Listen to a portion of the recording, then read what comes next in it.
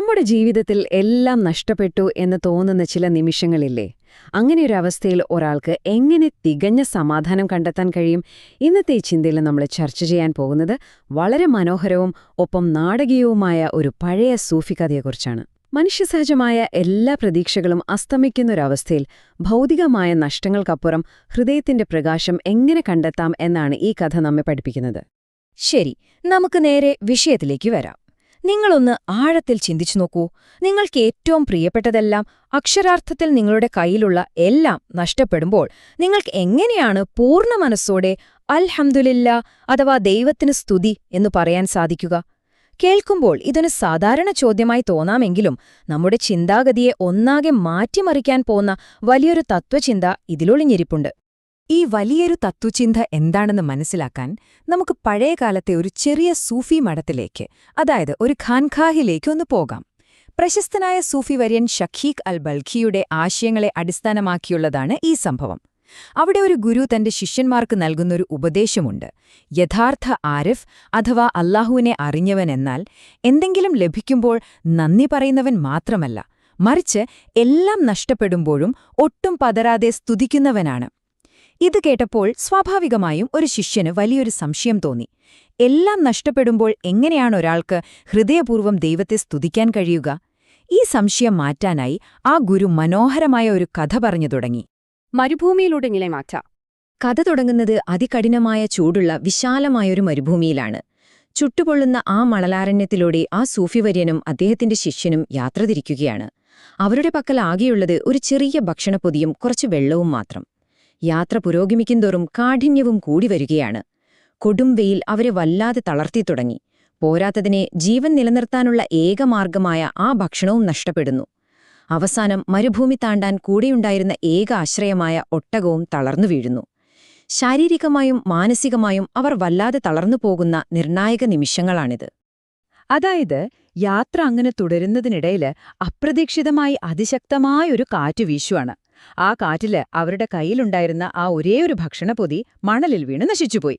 സാധാരണക്കാരനായ ആ ശിഷ്യന് പരിഭ്രാന്തി ഒട്ടും അടക്കാനായില്ല. അവൻ കടുത്ത സങ്കടത്തോടെയും ഭയത്തോടെയും വിളിച്ചു പറഞ്ഞു, നമ്മുടെ ആകെയുണ്ടായിരുന്ന ഭക്ഷണം പോയി.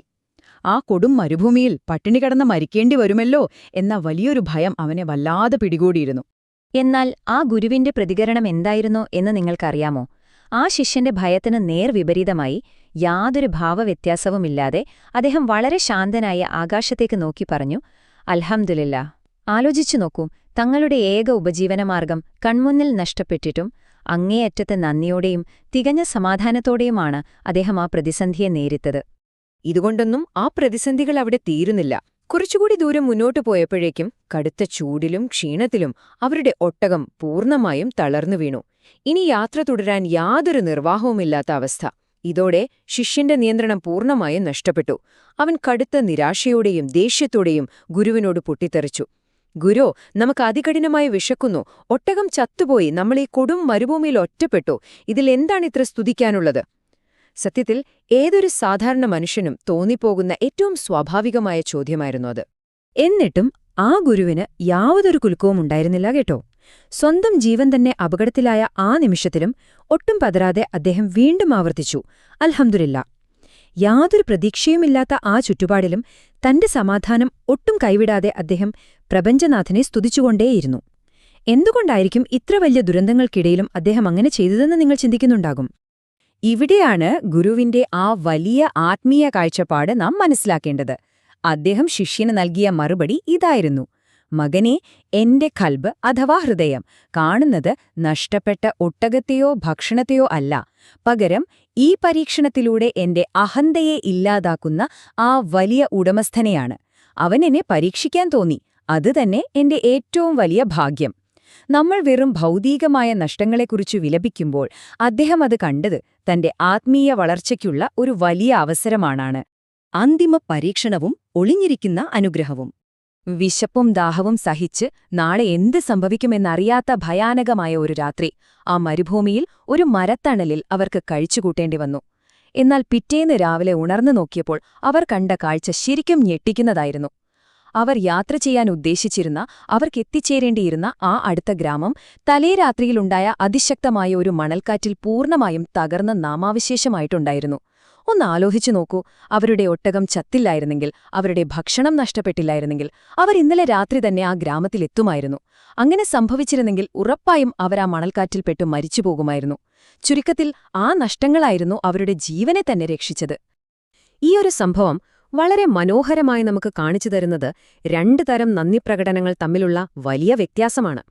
ആ തകർന്ന ഗ്രാമം കണ്ടപ്പോൾ ഗുരു തന്റെ ശിഷ്യന് നൽകിയ വലിയ പാഠം ഇതാണ്: ദൈവം ഒരു വാതിൽ അടയ്ക്കുമ്പോൾ അത് മറ്റൊരു വലിയ വിപത്തിൽ നിന്നുള്ള രക്ഷയാകാം.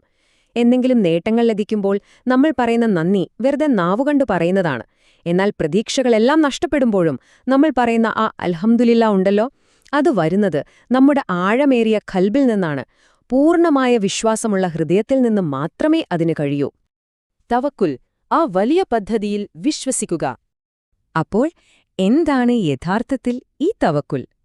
ജീവിതത്തിലെ എല്ലാ കാര്യങ്ങളും, അത് പ്രതിസന്ധികളായാലും ശരി, പൂർണ്ണമായും അല്ലാഹുവിലേക്ക് അഥവാ പ്രപഞ്ചനാഥനിലേക്ക് ഏൽപ്പിക്കുന്ന അവസ്ഥയാണിത്. ഇങ്ങനെ സ്വന്തം ഭാരങ്ങളെല്ലാം ഏൽപ്പിക്കാൻ കഴിയുന്ന ഒരു വ്യക്തിയുടെ ഹൃദയം എപ്പോഴും തികഞ്ഞ സമാധാനത്തിലായിരിക്കും. അതാണ് ആ കൊടും മരുഭൂമിയിൽ ഒറ്റപ്പെട്ടിട്ടും ആ ഗുരുവിന് അത്രയും ശാന്തനായിരിക്കാൻ സാധിച്ചത്. ഇതുമായി ബന്ധപ്പെട്ട് നമ്മൾ മനസ്സിലാക്കേണ്ട മറ്റൊരു പ്രധാനപ്പെട്ട ആശയമാണ് ഏകഭാവം. എന്ത് കിട്ടിയാലും എന്ത് നഷ്ടപ്പെട്ടാലും അതെല്ലാം ആ വലിയ ഉടമസ്ഥന്റെ ഇഷ്ടമാണെന്ന് കരുതുന്ന അവസ്ഥ. അതായത് ജീവിതത്തിലെ ലാഭത്തെയും നഷ്ടത്തെയും ഒരേ മനസ്സോടെ സ്വീകരിക്കാൻ കഴിയുക. ഈ ഒരു സമചിത്തതയുള്ള കാഴ്ചപ്പാട് ജീവിതത്തിൽ ഉടനീളം കാത്തുസൂക്ഷിക്കാൻ കഴിഞ്ഞാൽ അതേതു വലിയ കൊടുങ്കാറ്റിലും നമ്മുടെ മനസ്സമാധാനത്തെ കാത്തുരക്ഷിക്കും. ചുരുക്കത്തിൽ ഉസ്താദ് കക്കാട് മുഹമ്മദ് ഫൈസി പങ്കുവച്ച ഈ കഥയുടെ സന്ദേശങ്ങൾ നമുക്കൊന്ന് നോക്കാം.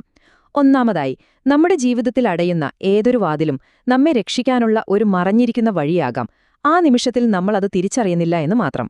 രണ്ടാമതായി, പ്രതിസന്ധികൾ എപ്പോഴും നമ്മെ പരീക്ഷിക്കുകയും നമ്മുടെ ഉള്ളിലെ അഹന്തയെ ഇല്ലാതാക്കി നമ്മെ കൂടുതൽ വിനയമുള്ളവരാക്കുകയും ചെയ്യുന്നു. പിന്നെ അവസാനമായി, ദൈവത്തിലുള്ള പൂർണ്ണമായ വിശ്വാസം അഥവാ തവക്കുൽ നമുക്ക് ഒരിക്കലും തകരാത്ത ശാശ്വതമായ സമാധാനം നൽകുന്നു. ഇന്നത്തെ ഈ ചിന്ത അവസാനിപ്പിക്കുന്നതിനു മുൻപ് നിങ്ങളോടായി ഒരു ചോദ്യം ഞാൻ ബാക്കി വയ്ക്കുകയാണ്. അടുത്ത തവണ നിങ്ങളുടെ ജീവിതത്തിൽ ഒരു വാതിൽ അടയുമ്പോൾ, നിങ്ങൾ അതിയായി ആഗ്രഹിച്ച എന്തെങ്കിലുമൊന്ന് നഷ്ടപ്പെടുമ്പോൾ, നിങ്ങളതിനെ കേവലമൊരു വലിയ നഷ്ടമായിട്ടാണോ കാണുക, അതോ വരാനിരിക്കുന്ന മറ്റേതോ വിപത്തിൽ നിന്നുള്ള ഒരു വലിയ രക്ഷയായിട്ടാണോ? ഒന്ന് ചിന്തിച്ചു നോക്കൂ.